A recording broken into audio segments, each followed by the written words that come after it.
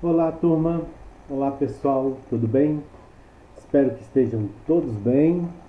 Espero que ainda com a consciência de tomarem cuidado, principalmente para preservar e proteger aqueles que são mais vulneráveis. E lembrando que ainda não fomos vacinados, não estamos imunes, né? Então a gente ainda tem que se proteger, mas tem que principalmente proteger aqueles que são que estão mais suscetíveis a essa doença, a Covid-19. Falamos aí dos idosos, né? Falamos das pessoas com comorbidades, que significa pessoas que possuem já alguma doença pré-existente, principalmente a hipertensão cardíaca, a diabetes, né? Então, nós, principalmente vocês jovens, tem muito mais imunidade, o corpo está em desenvolvimento e os sistemas do corpo de um jovem na idade de vocês desenvolvem muitos mecanismos de defesa. Já aqueles que ou são doentes ou já estão em idade avançada não conseguem mais produzir essas defesas com tanta eficiência, beleza? Então, preocupem-se principalmente com aqueles que você ama, mas pense também em todos aqueles que podem sofrer mais se contraírem esse, esse vírus, né? O novo coronavírus, beleza? Não acabou ainda, né, pessoal? Infelizmente não. Não sabemos se o Brasil passará pela tal segunda onda, mas prevenir, como dizem os antigos, né? Prevenir é melhor do que tomar remédio, né? Remediar. Beleza?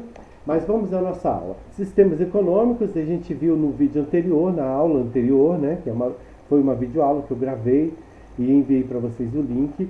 Vou fazer o mesmo com essa, ok? Vocês já perceberam, obviamente já estão assistindo.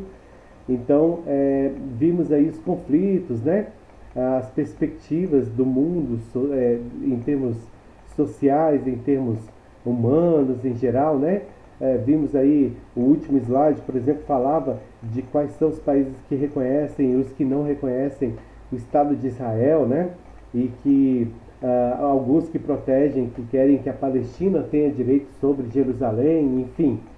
Vimos os conflitos que ainda existem no mundo, isso ocasionado por políticas erradas, né? Pela ganância, pela soberba, pela falta de compreensão e pela falta, muitas vezes, até de humanidade, não é mesmo? Mas agora a gente vai falar de um assunto um pouco diferente. Vamos falar dos sistemas econômicos e a gente vai falar principalmente dos dois em maior atividade no planeta Terra, beleza? Que estudaremos noções de mercado e funcionamento dos sistemas econômicos internacionais e do nacional, beleza? Mas vamos antes passar a fazer uma retrospectiva rápida sobre o que seja aí moda de produção e como é que como foi que os sistemas econômicos surgiram, né? A partir de quê?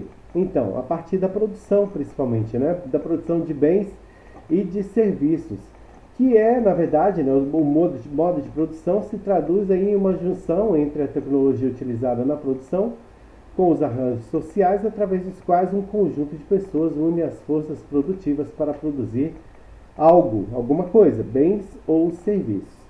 Uma força produtiva é tudo aquilo que auxilia, de alguma forma, uma determinada produção formada pela força de trabalho humano, né? Ou seja, a perícia, o conhecimento, perícia é a capacidade de fazer, né, pessoal? O conhecimento técnico e as experiências. Eu diria que ainda podemos acrescentar aqui as competências e as habilidades que as pessoas possuem para tal, beleza? E pelos meios de produção propriamente ditos, nós estamos falando aqui dos instrumentos, maquinários, né? A tecnologia utilizada para que essa produção ocorra, né? Os objetos que são utilizados para que algo seja produzido. Então, ainda sobre evolução, né? A evolução no modo de produção ela ocorre da seguinte maneira: as colônias humanas no passado, algo aí em torno de 40 mil anos, né? Eles sobreviviam da coleta de alimentos e da caça. Aqui já existia uma certa, né? Uma pequena divisão de tarefas entre aqueles que compunham essas colônias. A partir de 10 mil anos para trás, né? A gente está falando aí bem antes de Cristo, né? Uns 10 mil anos antes de Cristo, 8 mil anos antes de Cristo, porque já se passaram 2 mil anos depois que ele chegou. Nesse período aqui, principalmente os gregos e os romanos, eles já já existiam tribos, né, que passaram a produzir mais do que era necessário, eles não sabiam. Eles dividiam as tarefas já, né? A divisão já se dava de maneira bem acentuada, mas essa divisão não era muito bem coordenada, portanto, e por isso, né, perdão, e por isso eles produziam muito mais do que precisavam, gerando excesso, ou seja, aquilo gerando desperdício até, jogava-se fora aquilo que não dava conta de consumir, né? Esse excedente na produção, ele vinha, né? Ele advinha de um excedente de trabalho. Trabalhava-se demais, por isso se produzia demais. A escravatura, a escravidão, ela se dá entre os gregos, né? Gregos e romanos, aí a coisa de 7.000 para 5.000 anos atrás. Nesse período, os escravos não eram os negros ainda, eram os filhos de prisioneiros de guerra ou os próprios prisioneiros que eram colocados para executar trabalhos forçados, né? Todo o trabalho manual que os senhores exigiam que eles, muitos deles eram vendidos para esses senhores para essa finalidade, né? Quem viu o filme O Gladiador, estamos falando de Roma antiga, né? O gladiador, ele foi vendido, né? Ele foi achado e por um mercador de escravos e ele foi vendido juntamente com outros escravos para a grande Roma, o grande poder romano, né? Para o imperador. E ele era colocado no trabalho manual forçado como os outros foram colocados. Aquele filme retrata bastante do que era isso nos tempos passados, né? O sistema vigorou, esse tipo de sistema, né, da escravatura, ele vigeu, né? Ele teve uma vigência aí longa, né? Chegando ao Novo Mundo e existe ainda hoje em certas partes do mundo. O Brasil tem trabalho escravo, né, galera? Na África, meu Deus, como tem, né? O trabalho principalmente na exploração do diamante, quantas crianças, né?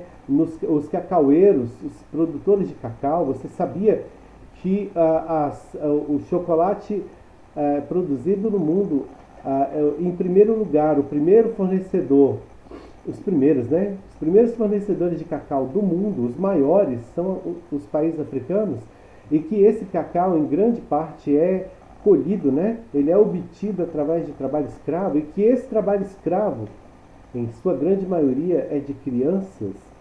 Pois é, saiu um ranking há 2 anos atrás, mais ou menos, 2018, 2017, algo assim, mostrando quais eram as fábricas de chocolate do mundo que mais compravam cacau de trabalho escravo, né?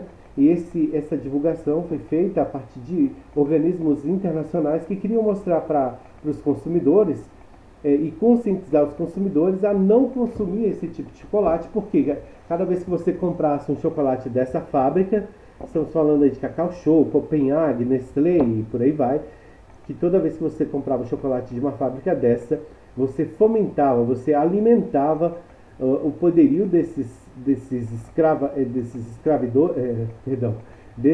senhores de escravos, né? Dessas pessoas que escravizam os africanos, principalmente crianças na África, para colher cacau, beleza? Mas ainda tem a exploração do diamante, que é algo bem pior, né?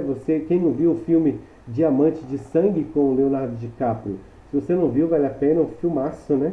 E ele é baseado em muito do que acontece no Congo, na Líbia, na Namíbia e por aí vai, em várias partes da África onde o diamante é explorado por meio de trabalho escravo.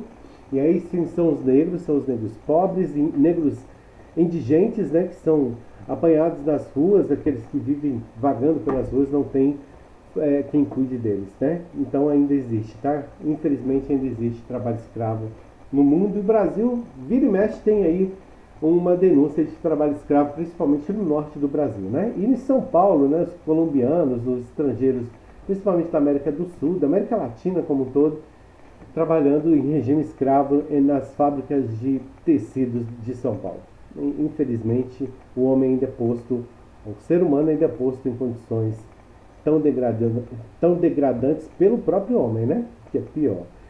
Então tá, a produção feudal, que vocês já com certeza já estudaram em história, né? O período feudal existiu na Ásia por muito tempo e na Europa, especialmente na Idade Média. Ela era dividida, ou ela dividia a sociedade em servos e senhores, e era a base, né? E é a base do sistema monárquico daquela época. Os senhores davam aos servos o direito de usar a terra em troca eles recebiam dos escravos, né, dos trabalhadores. O dinheiro, eles recebiam aqui, ó, dinheiro, né, os servos recebiam, perdão, né, uma correção. Os servos recebiam dinheiro, alimentos, trabalho e lealdade militar por trabalharem para esses senhores feudais, né? Os servos eram donos de sua força de trabalho e o senhor feudal ficava com o excedente de produção. Ou seja, os servos e os trabalhadores obtinham o suficiente para a sobrevivência e o que sobrava ia para os senhores feudais. Ainda sobre o sistema feudal, apesar do sistema ser raro, né?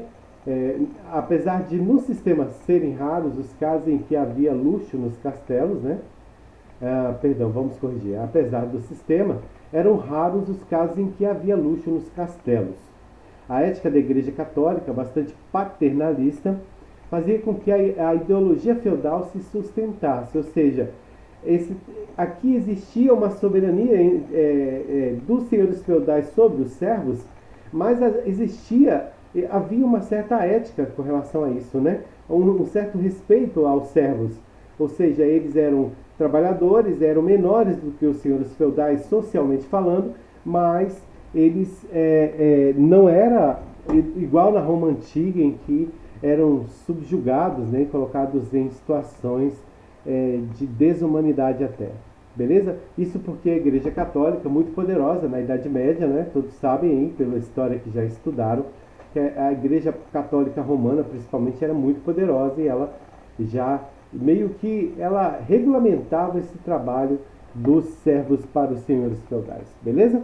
O senhor dava proteção aos servos com muralhas, serviam de proteção contra os bárbaros, né? Que existia muita barbárie na Idade Média. A Idade Média é marcada pela barbárie, né? Pelas guerras por conquistas de territórios. Não havia mudança de classe social nem para cima nem para baixo. O costume do feudo era equivalente à sua lei. Com o aumento da produtividade, servos deixaram os feudos e tornaram-se mercadores. Foi aí, né, que o poderio feudal foi diminuindo, né? Então, o excedente social para sustentar os senhores diminui, causando problemas sociais bem graves naquela época, né? Esses senhores passaram a depender dos bens produzidos nas cidades e cada vez mais exigiam dos servos que eles produzissem. Aí surge ou ocorre, né, o colapso do sistema feudal, dando início ao novo sistema que veio a ser o pai do capitalismo, né, que foi o mercantilismo. E a gente vai ver isso agora. A transição do feudo à cidade, né? Mudanças na agricultura, na indústria e na sociedade aumentam a possibilidade de trocas, expande o comércio. São os câmbios, né, pessoal, que surgia já nesse período da Idade Média. O câmbio é troca, né? Câmbio em espanhol significa trocar, né? Cambiar. Então o câmbio era muito comum entre... a gente via que, por exemplo, na exploração das Américas, quando Colombo, né, Marco Polo também fez isso, quando eles vinham para as Américas, os espanhóis, os portugueses, os ingleses, eles traziam presentes, né, para os habitantes dos lugares onde eles vinham. Então as especiarias, eles traziam muitas especiarias nos navios, ou era mel, raízes, né, chá e tudo mais, para dar para os índios, para seduzir os índios que habitavam o Brasil, por exemplo, e em troca disso os índios davam a eles o direito de ficarem de forma pacífica, né? Era esperteza, né, de pessoas mais evoluídas cognitivamente contra aqueles que eram menos evoluídos nesse sentido, né? Ainda hoje, em alguns casos, são chamados de selvagens, então eles não tinham essa inteligência toda, beleza? Então o câmbio se instala aqui com a transição do feudo à cidade. Quanto mais o comércio aumentava, mais os comerciantes ganhavam poder. Ao invés de vender ou trocar mercadorias, as pessoas passavam a vender sua força de trabalho. Então vai evoluindo, né? Da troca passa para a venda, o mercantilismo. As pessoas entendiam que era mais vantajoso haver uma moeda, né? Um pagamento por aquilo que eles tinham, ao invés de simplesmente trocar, porque muitas vezes as trocas não eram ou justas ou compensadoras, né? A maior quantidade de pessoas nas cidades facilitou a expansão da indústria. Então a indústria surge no século XI, surge o Renascimento, né? O Renascimento cultural e o início das navegações, e com isso o aumento do comércio a nível mundial, né? Lembram que existia o comércio nas Índias, né? Nas Índias que a gente fala no país mesmo, né? Não Índias de indígenas. O mercantilismo, pai do capitalismo, ele traz aí novos estados-nação, ele institui, né, o novo estado-nação em todo o planeta. Não em todo, né, mas na parte mais evoluída, principalmente Europa, né, que é o velho mundo, o primeiro mundo, como é chamado. Criaram-se aí monopólios comerciais, em especial com as colônias. Alguns produtores, principalmente de produtos, né, de bens, eles meio que seguravam para si a produção de determinados bens, de determinadas coisas, e não compartilhavam esse conhecimento, monopolizando essas produções, né? Não deixando que outros produzissem. É daí que surge, né, digamos assim, as dificuldades em se patentear algo que se descobre, que se inventa, que se cria, né? O objetivo inicial era a acumulação de capital, em geral era ouro e prata. Então, como não havia o dinheiro propriamente dito, a cédula ou a moeda, o que existia era ouro e prata, era a moeda de troca ou a moeda de pagamento por aquilo que se comprava, né? Nas mãos dos capitalistas daquela época.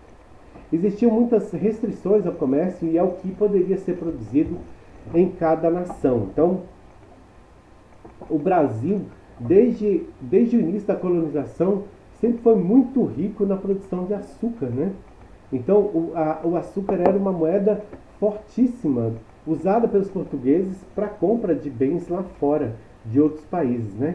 Depois veio a exploração da madeira, principalmente do pau-brasil. Então, o Brasil foi saqueado, né? Onde madeiras muito nobres foram levadas para a Europa. Até hoje existem por lá, e até hoje existe infelizmente, né, essa triste realidade que é a exploração de madeira clandestina, né? Ilegal no nosso país. O poder da Igreja Católica declinou, ela começa a cair, né? Passa a perder poder e surgiu o protestantismo, 1630, né? Século XVI para o século XVII, foi quando Lutero institui o protestantismo e a ética individualista, né? O protestantismo, relembrando aí um pouco da história, surge através digamos assim, da discordância desse frei, né, desse frade que era Martim Lutero, que não concordava com os dogmas da igreja, né, com aquilo que determinava a Igreja Católica, principalmente com a confissão, né, o homem se confessar a um outro homem, confessar seus pecados a outro homem, ser por ele penalizado, né? E aí o protestantismo nasce de algo tão simples, né, mas que veio a ser tão importante para a humanidade em termos de religião. Que é importante, né, pessoal? É bem importante. A evolução, ainda sobre o modo de produção, surge então o capitalismo. Eu queria avançar um pouquinho para a gente dar... tem aqui, né, o conceito. Mas o conceito dele aqui, de forma bem reduzida, ó, que é capitalismo, né? Diferentemente do socialismo e do comunismo, o capitalismo tem como objetivo o lucro. Atualmente é adotado na maioria dos países do nosso planeta, né? Tem como base os meios de produção privados, o trabalho assalariado e as atividades com fins lucrativos. Aí resume-se ou conceitua-se, né, o capitalismo. Então, olha aí, a propriedade privada dos bens de capital, ou seja, do enriquecimento, né? Propriedade privada aqui é a fábrica, né, de determinada pessoa ou grupo, né? Muitos grupos que ainda existem até hoje, como a Johnson, a Nestlé, né? E outros mais. Parte das vendas será recebida pelo capitalista. O lucro é o pagamento que ele recebe por ter consumido o risco ou assumido o risco de falhar e investido o seu dinheiro. Então, o capitalista ele tem seus riscos. Ele pode perder tudo que ele tinha se ele investir errado naquilo que ele empreender, né? Mas na maioria dos casos dá certo. Capital é uma quantidade de dinheiro ou de mercadorias que é utilizada em um modo específico de produção para a obtenção e apropriação do trabalho excedente. Beleza? A motivação da produção e o risco é o lucro, que poderá ser convertido em capital adicional e utilizado para ampliar a produção ou para o aumento do bem-estar do proprietário. Em tradução ou traduzindo, bem-estar do proprietário significa enriquecimento, beleza? Então, no capitalismo, o patrão ele vai sempre buscar o enriquecimento e ele não se preocupa em momento algum se o proletariado, se o trabalhador, aquele que trabalha para ele, vai enriquecer como ele, beleza? Não é essa preocupação. Então, meio que é aqui que surgem as injustiças sociais, né? O capitalismo é um dos maiores promotores, né, e provocadores das diferenças, das diversidades sociais pelo mundo afora, tá bom? A gente vai ver um pouco mais disso. Surge então a ciência econômica. O que vem a ser isso? Adam Smith, né, um filósofo, ele tem aí um conceito sobre isso, né? Ele diz assim. Então ele fala do liberalismo clássico e ele diz assim: não é da benevolência, né, ou seja, da bondade do padeiro, do açougueiro ou do cervejeiro que eu espero que saia o meu jantar, mas sim do empenho desse cara, né, deles, em promover seu próprio auto-interesse. Aqui Adam Smith meio que teorizando a respeito do liberalismo clássico, né, que já envolvia a prática do capitalismo, né, a busca do enriquecimento individual. A divisão do trabalho é fundamental. O mercado livre assegura a utilização mais valiosa das energias e dos recursos produtivos e possibilita progresso econômico contínuo. Intervenções do governo são sempre maléficas na medida que modificam a alocação ótima de recursos. Então, o capitalismo ele é totalmente contra a intervenção do Estado, né, do poder do governo de um país, ou de um Estado, ou de um município, nas fábricas, no bem privado, né, na empresa privada. Por quê? Porque a empresa privada não visa beneficiar, ela pode até trazer progresso, ela beneficia uma determinada região, como por exemplo com empregos, como aqui na região de Valparaíso, Atacadão, o Açaí, né, o Costa, são hipermercados muito grandes que geram muitos empregos. E também com o seu movimento, né, com suas vendas, gera impostos para o município onde ele está instalado. Então, mas essa intervenção, com o passar dos anos, a gente vai ver que essas intervenções do governo, né, do Estado como governo, elas diminuem com o passar do tempo, deixando que o patrão, o empresário, ele tenha a possibilidade de enriquecer com mais facilidade, mais e maior facilidade, tá bom? Então as intervenções não são bem-vindas, né? Ainda Adam Smith teorizando aí, ele fala o seguinte: o nível de produção de qualquer sociedade dependia do número de trabalhadores produtivos e do nível de sua produtividade, né? A acumulação de capital é a principal fonte do progresso econômico e os lucros são a fonte do novo capital. O governo deveria ter três funções, isso na visão de Adam Smith: proteger a sociedade da violência e da invasão de outras sociedades, ou seja, de não deixar que ninguém invada as fronteiras desse país, né? Proteger todo membro da sociedade da injustiça e da opressão. Com o capitalismo eu acho praticamente impossível, né? Esse tal governo, ou qualquer governo, proteger o cidadão da injustiça e da opressão, porque eles são oprimidos, né? O capitalismo oprime, ele leva muitas pessoas a adoecerem, né? Porque é pressão e opressão sobre aquele que tem que produzir para alguém, né? Então, fazer e conservar certas obras públicas e de criar e manter certas instituições públicas. Para Adam Smith, esse deveria ser o papel do governo, né? Do Estado como força governamental nas sociedades mundiais. Karl Marx, que é o pai, digamos assim, ele é o pai da burocracia, né? Ele é o cara que inventa a organização nas instituições, nas instituições privadas, mas também as públicas. Karl Marx, alguns dizem que foi um dos maiores filósofos da humanidade, mas há controvérsias quando a gente olha para Aristóteles, para Leucipo, Demócritos, né? O próprio Sócrates, que tinha uma outra linha, né, de idealismo, mas também um grande sábio da humanidade daquela época e que até hoje, né, suas ideias até hoje repercutem mundo afora, né, em muitas situações no mundo. Então, Karl Marx ele dizia o seguinte: ele queria explicar a natureza da relação social entre capitalistas e trabalhadores.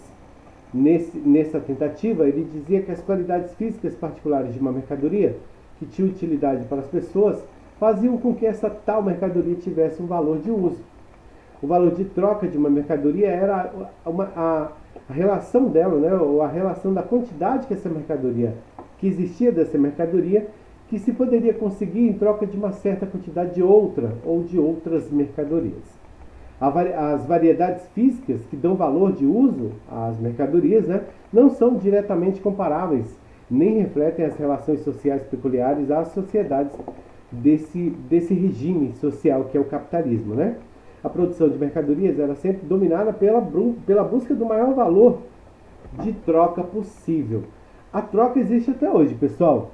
A troca hoje é do quê? Do produto pelo dinheiro, né? Pela moeda corrente em determinada região ou país do mundo, tá bom? Não deixe de ser uma troca. Eu te dou o meu dinheiro, você me dá seu produto, tá bom? Ainda é uma forma de trocar algo, né?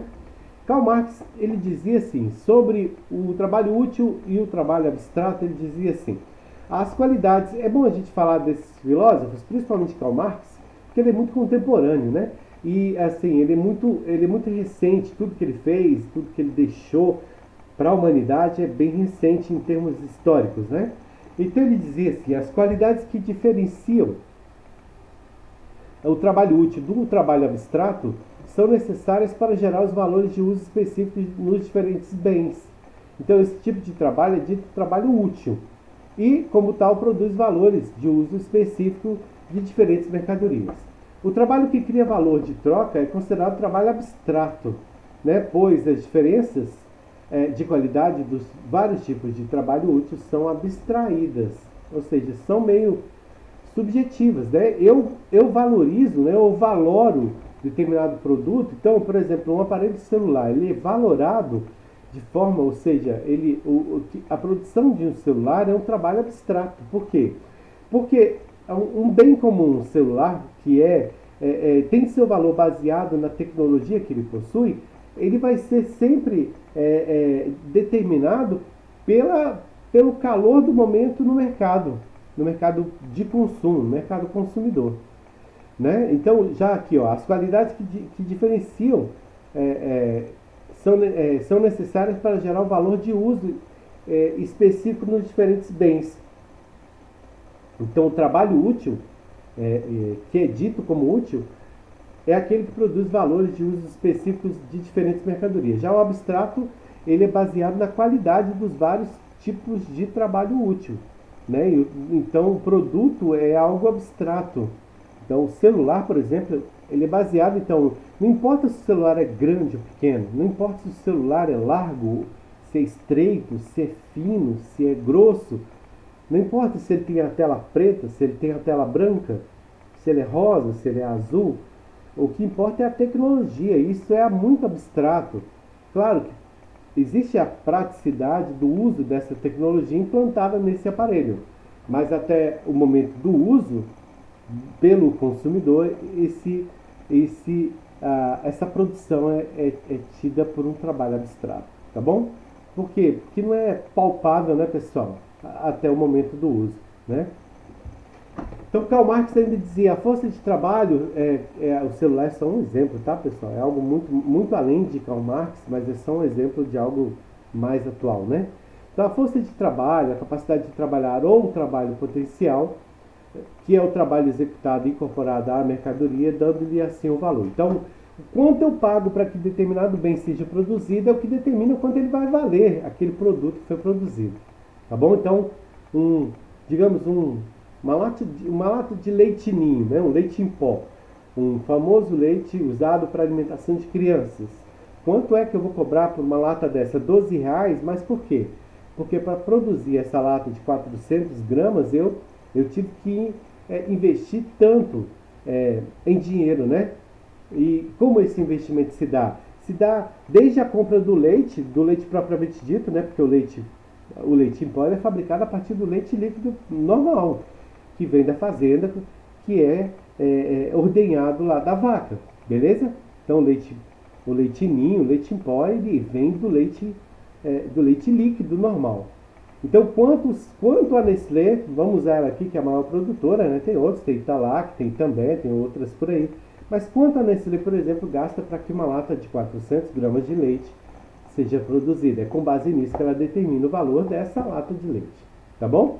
O capitalismo surge quando, numa sociedade produtora de mercadorias, algumas pessoas, os capitalistas, detêm os meios de produção. Então, algumas poucas pessoas no mundo são proprietárias das fábricas que produzem alguma coisa.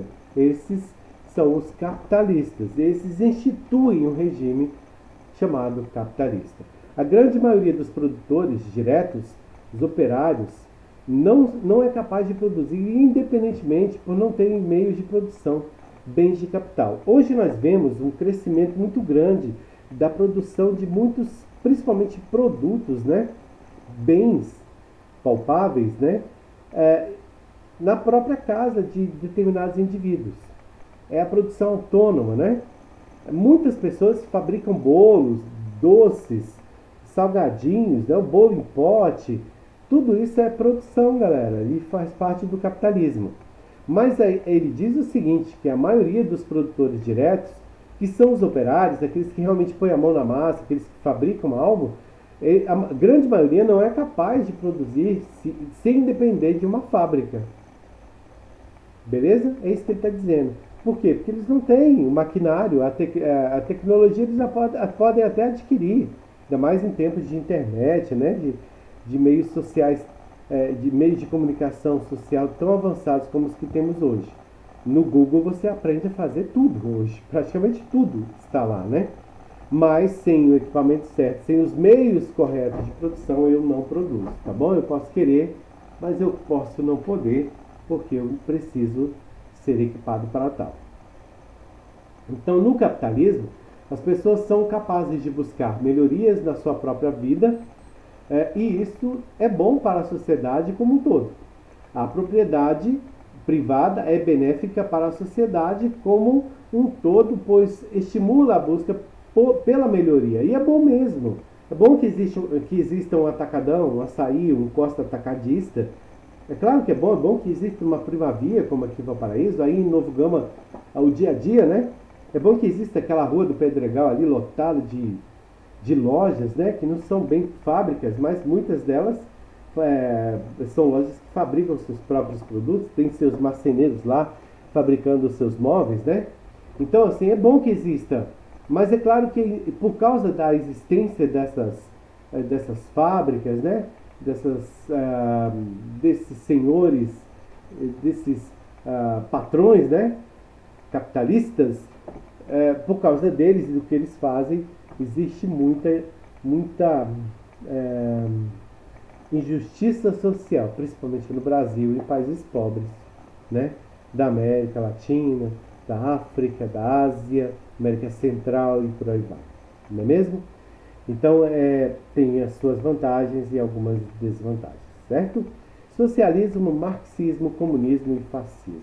Pessoas são intrinsecamente más e irão sempre explorar as outras. Essa é uma visão terrível, né? Mas é uma visão que é muitas vezes verdadeira. O governo deve controlar tudo e é o único responsável pela organização de toda a sociedade. Todos os bens são coletivos e cabe ao governo dizer quem é que deve ter acesso a qual bem. Não há propriedade privada. Aqui nós estamos falando do regime socialista, beleza? Então, assim, nesse caso, o socialismo, que nasce das ideias de Karl Marx, né, do marxismo, o comunismo, como é o caso hoje, principalmente, né, a maior expressão de comunismo no mundo hoje é a Coreia do Norte, e o fascismo, que hoje, graças a Deus, para quem acredita em Deus, né, o fascismo, que foi assim o grande impulso para Adolf Hitler, né, implementar seu plano maléfico e maligno de dominar o mundo. Então o fascismo hoje é bem mais incomum, né? Mussolini na Itália, um ditador tirano, voraz, né? Nós tivemos aí na Rússia, nós tivemos grandes fascistas, né?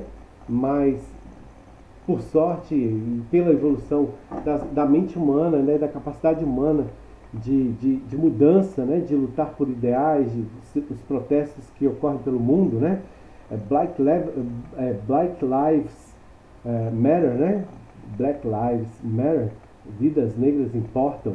Esse movimento, ele só ganha força pelo mundo afora. E esse foi, eu não sei se vocês acompanham, se têm interesse nisso, mas esse foi o grande motivo do tal do Donald Trump, né?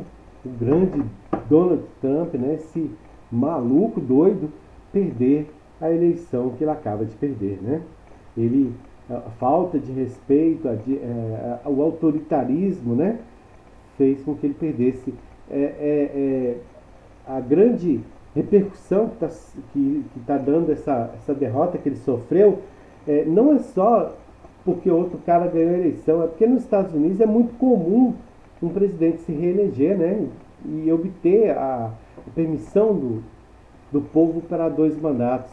Mas esse cara pisou na bola, né? Pisou feio e perdeu a oportunidade de entrar na história como mais um dos governantes americanos a conseguirem 2 mandatos consecutivos, né? Então, olha aí, os sistemas econômicos derivados, eles trazem uma terceira via ou social-democracia, que é a mistura de capitalismo com comunismo. Nesse caso, o governo tem uma intervenção muito forte na economia. Venezuela, tá, pessoal? Aqui a gente fala claramente da Venezuela, que tem uma democracia que não existe, porque o povo lá está sofrendo a repressão do governo, mas se declarava um país democrático. Mas de Evo Morales para cá, a Venezuela só sofre e a democracia lá praticamente se extinguiu, né? Mas existia, tá? O governo hoje ele controla as estatais, principalmente de petróleo, né? E tendo uma intervenção muito forte. Então, para que uma empresa, num regime como esse, né?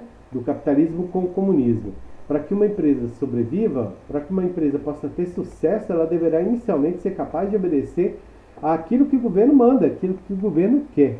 Quem se instala na Venezuela, como a Petrobras brasileira se instalou, tem que se sujeitar e tem que aceitar aquilo que o governo determinar para ela, ok? Inclusive a nível de taxas de impostos e tudo mais, o que é bem terrível, né?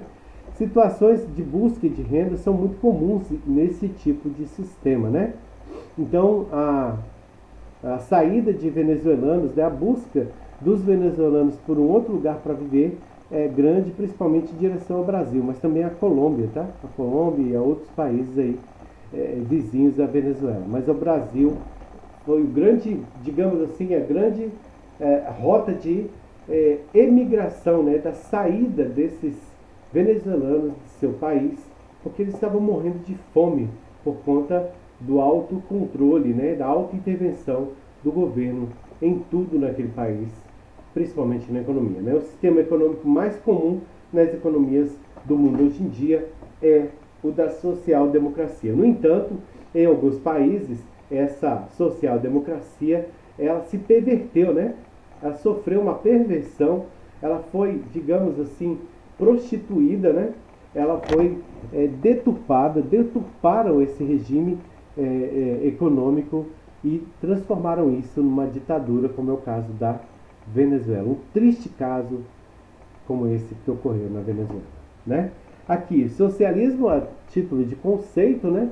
O socialismo defende que, para que haja igualdade entre o povo, o poder dos meios de produção devem ser centralizados no Estado. Por quê? Porque aí o Estado divide os bens de produto, os bens de consumo e os serviços também. Nesse caso, todas as empresas, serviços de educação, saúde e transporte são do Estado. Tudo pertence ao Estado. Ao invés de buscar o lucro e incentivar a competição de mercado, as empresas devem preocupar-se em oferecer produtos e serviços de qualidade à população. É bom isso, pessoal? Claro que é, né? Claro que é. Funciona? Em alguns casos funciona sim, em outros nem tanto, tá?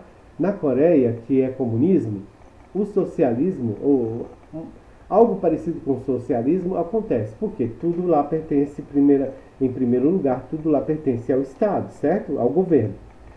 E o que as empresas desse país produzem deveriam, ou deveriam, né, é a palavra certa, ser distribuída entre a população para que houvesse igualdade e não houvesse desigualdade. Mas isso não necessariamente está ocorrendo, nem lá e nem em lugar nenhum que adota o socialismo como regime econômico de seu país, tá bom? Nesse socialismo, nesse regime, os trabalhadores desempenham sua função normalmente e recebem salários semelhantes a de seus amigos, parentes e vizinhos, de modo que um não tenha mais que o outro. Olha que bacana, não é bacana isso?